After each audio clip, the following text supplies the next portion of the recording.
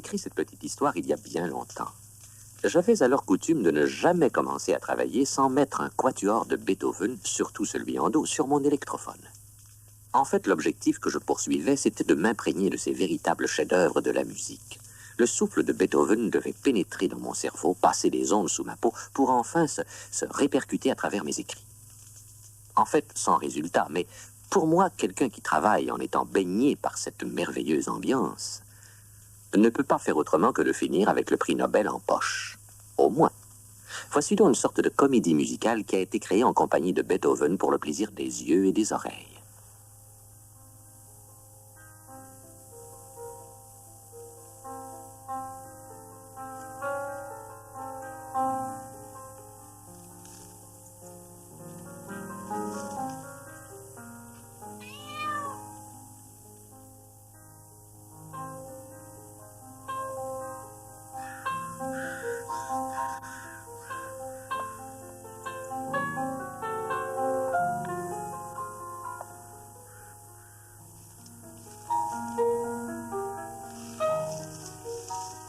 Déjeuner prêt.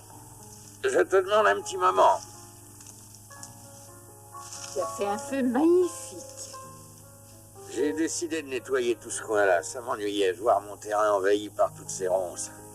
J'en ai pour 1 ou 2 jours. Oh, je te demande de ne pas forcer au travail, c'est tout. Oh, Louisa, j'aimerais que tu ne me traites pas comme un vieux grand-père. Un peu d'exercice n'a jamais fait de mal à personne.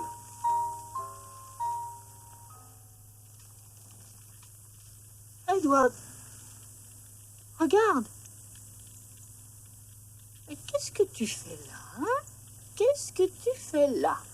Oh, ce n'est pas un endroit où se coucher.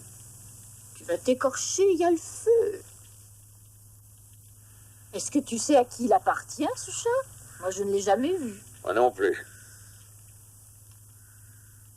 Tu vas rentrer chez toi gentiment. Tu as un joli chat, très joli. Edouard, tu as vu? Il nous suit. Chut! Va-t'en! Va-t'en, nous ne voulons pas de toi ici. J'ai l'impression qu'il ne t'écoute pas. Je n'ai pas envie de voir ce chat à la maison. Je ne veux pas d'animaux chez nous. Tu ne veux jamais rien. Tu ne veux rien laisser. Retourne chez toi, sale bête. Oh, moi je le trouve très beau. Ah, voyons. Oh, j'aimerais tant qu'il reste avec moi. Moi, je n'y tiens absolument pas. Et n'oublie pas que ce chat appartient à quelqu'un. Pense à son propriétaire qui s'alarme, si ça se trouve. Allez, allez, retourne chez toi. Écoute, Louisa, si tu vois ce chat rôder tout l'après-midi dans les environs, tu l'emmèneras à la police et eux, ils lui trouveront un refuge, crois-moi.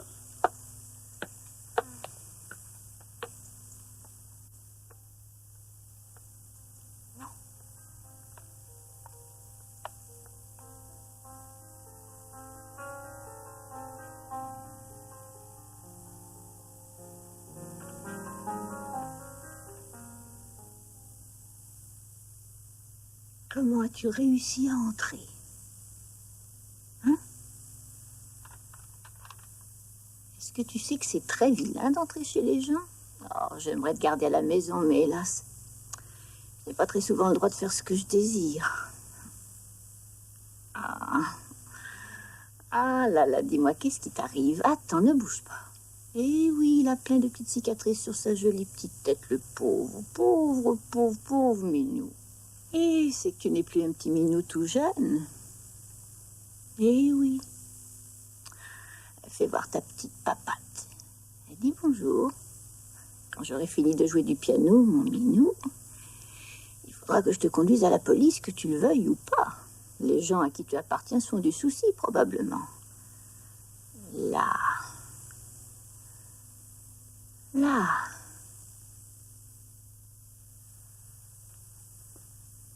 J'espère que tu aimes beaucoup la musique. Tous les après-midi, je joue du piano.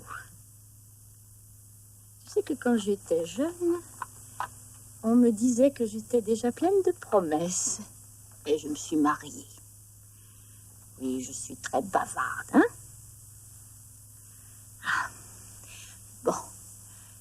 Commençons donc par une mélodie de Schumann. Écoute.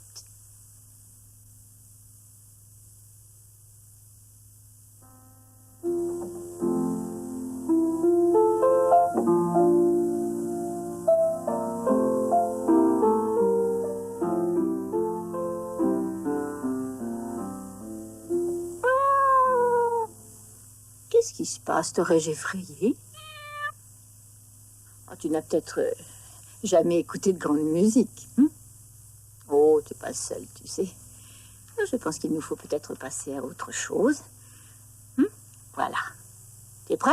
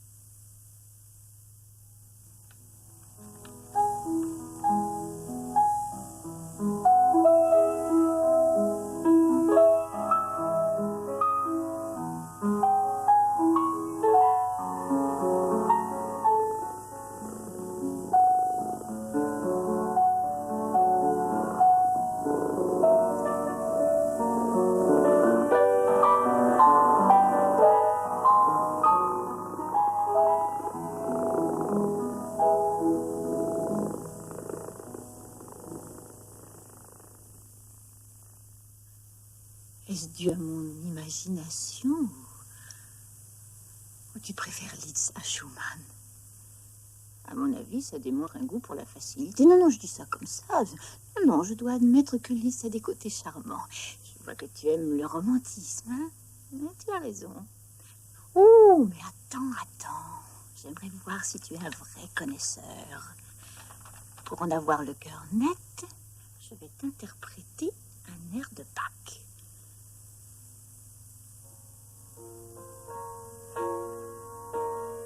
Pourquoi tu pars? Ça te déplaît? Qu'est-ce que tu as contre Jean-Sébastien? Tu ne jures que par Franz Liszt. Bah, j'ai l'impression que tu n'as pas beaucoup de goût pour la musique. Tu n'es qu'un farceur, au fond.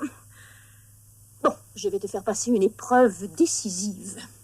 Voyons si tu es capable d'apprécier ça.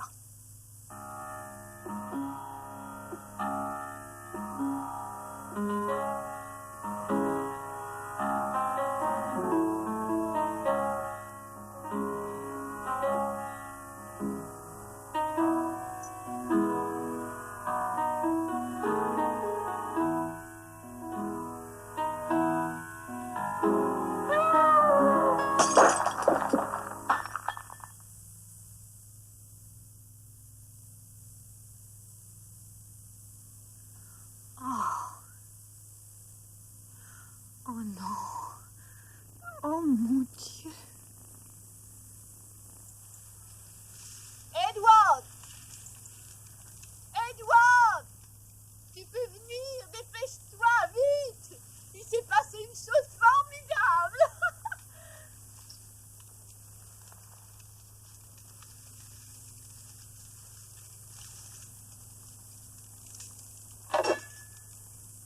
Tu peux monter, Edward?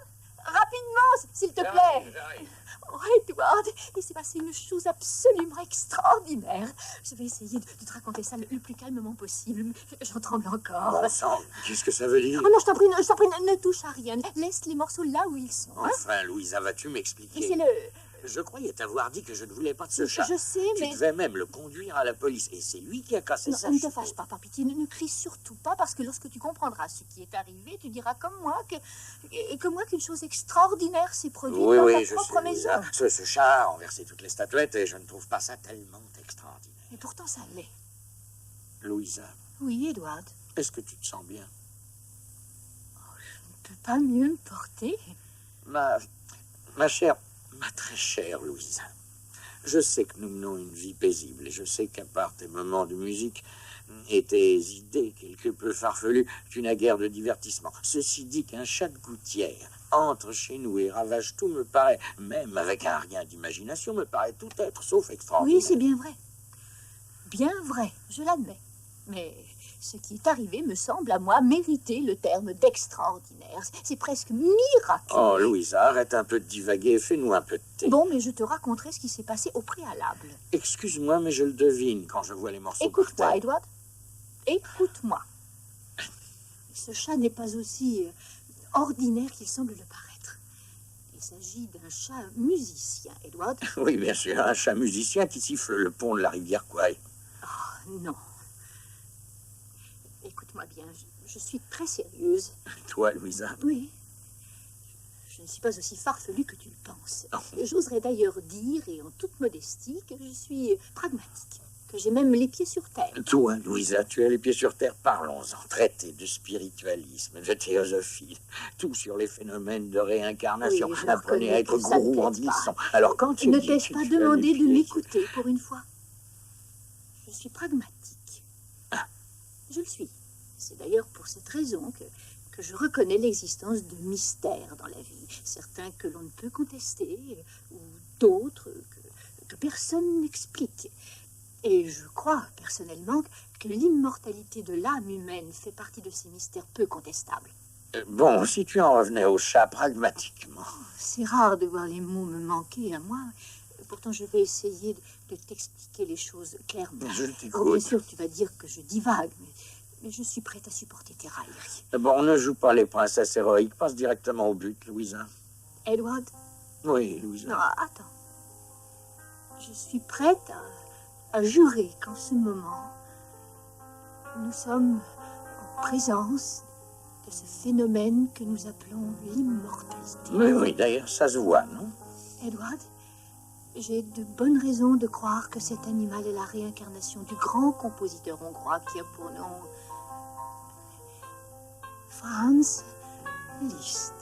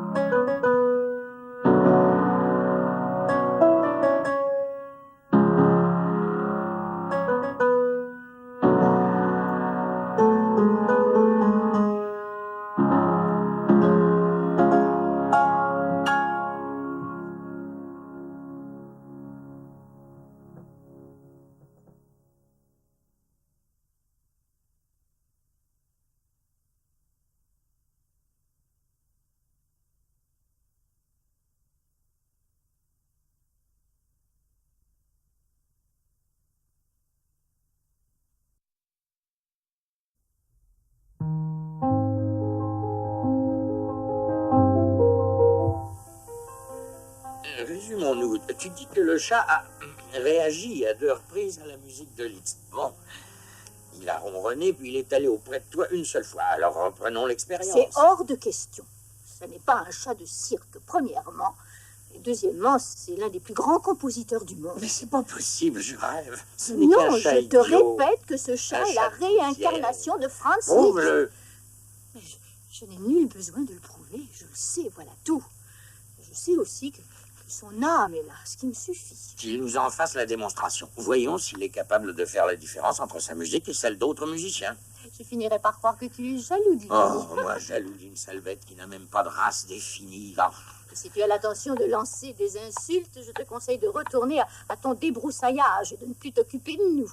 Après tout, on ne te demande rien. Qu'est-ce qu'il demanderait, cette espèce de chat fourré? Une tasse de lait avec du poison dedans. Ah. Ne prêtez aucune attention à lui, monsieur Liszt.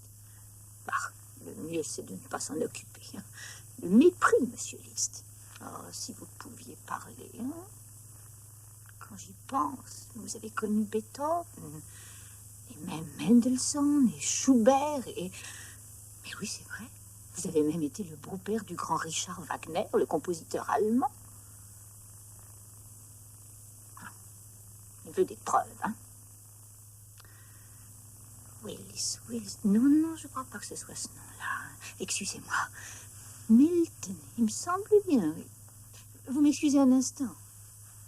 J'ai noté ce nom-là quelque part. Ah, voilà, Milton Willis. J'espère qu'il voudrait bien nous accorder un petit entretien à son bureau.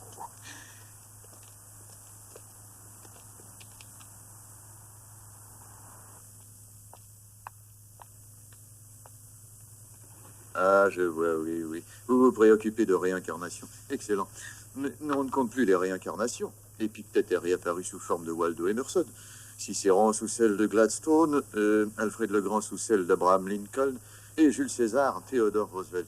Oui, tout cela a été prouvé formellement. C'est passionnant, mais vous ne disposez pas d'éléments sur le compositeur Franz Liszt.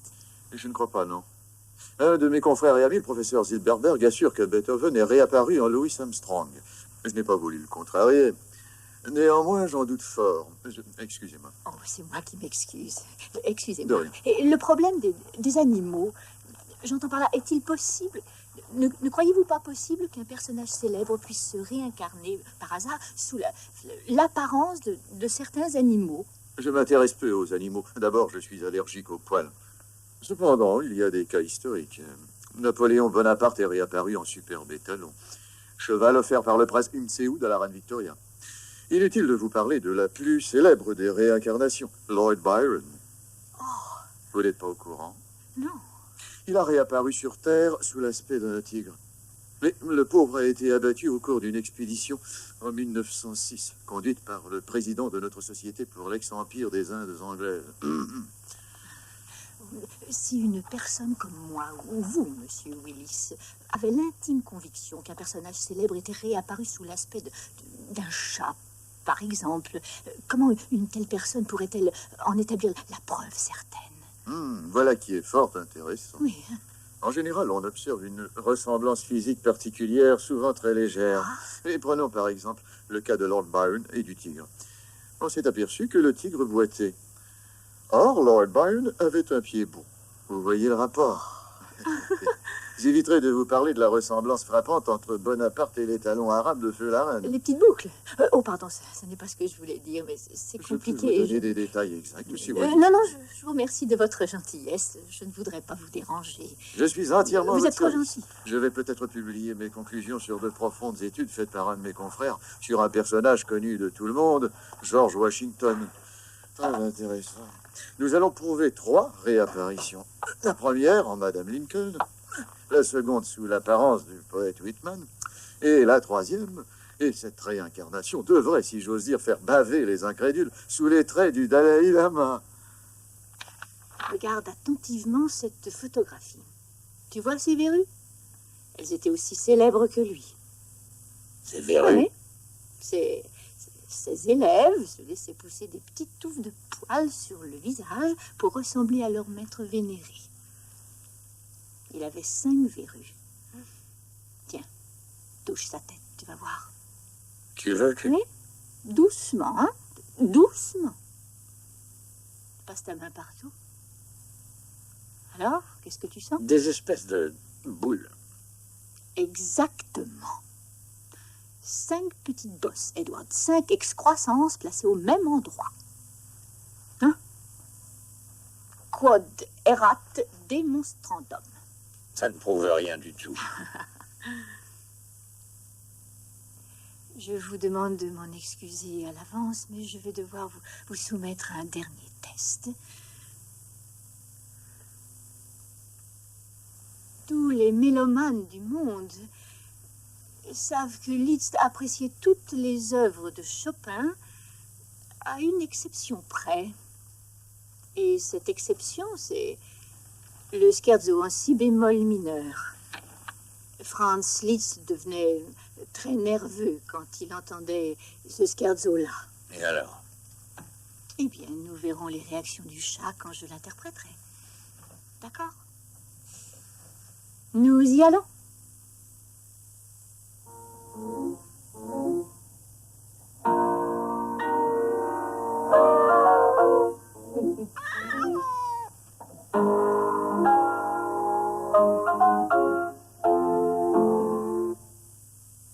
Alors, nous allons voir comment il va réagir à sa musique.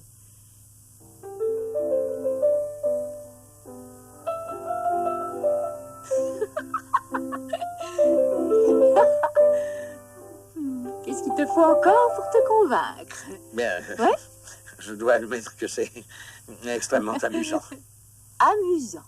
tu trouves amusant, pas plus que Monsieur Franz Liszt se soit installé chez nous. Alors que pour moi, c'est absolument fantastique, formidable. Je devrais savoir à tous les experts musicologues du monde. Ils te prendront pour une Ils font malade. des entrevues dans les journaux, à la télévision. Non, je ne marche pas, Louisa. Et qui plus est, je te défends formellement de t'exhiber devant le public ou de parler de bêtises de ce genre-là. Bon, ça va. Adopte cet animal si ça peut te faire plaisir, mais que ça n'aille pas plus loin. Est-ce que c'est clair, Louisa? Tu es méchant, Edward. Pour une fois que cette maison est le témoin d'un événement extraordinaire, merveilleux, tu trembles à l'idée que quelqu'un se moque de toi. Écoute, Louisa, je sais que tu traverses, comment dire, que tu passes une époque assez difficile. C'est le bouquet. Tu n'es qu'un idiot qui se prend pour un autre et je suis généreuse. Tu ne vois pas que c'est un tournant Nous ne dans notre... reviendrons plus sur cette question. Par contre, voilà ce que tu vas faire. Tu vas courir à la cuisine et vite préparer quelque chose à manger, parce que je meurs de faim.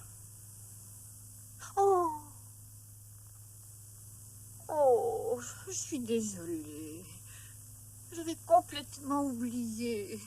Oh, on est absolument affamés, hein. Vous m'excuserez. Oh, mais je vais vous faire des bonnes choses. De très bonnes choses. Pour vous tout seul, hein. J'en ai pas pour longtemps.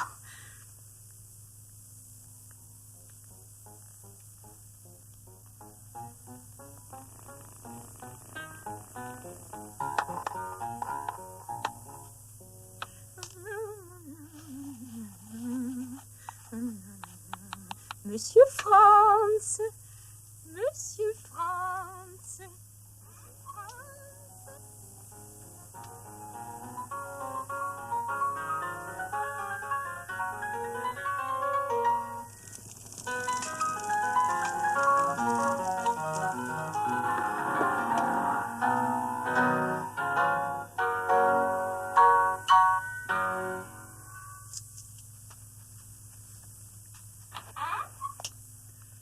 Dis-moi où il est.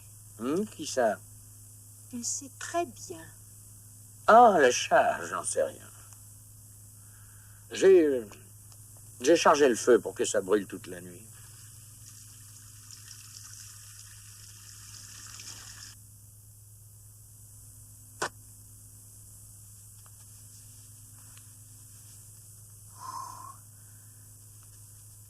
Edward, J'en avais à mettre dans le feu. C'était plein d'épines. J'aurais dû mettre des gants. Monsieur Franz! Il n'y a pas de quoi se mettre dans des états pareils, Louisa. Oh, Pose ce couteau. Pose ce couteau, Louisa. Pose ce couteau. Louisa.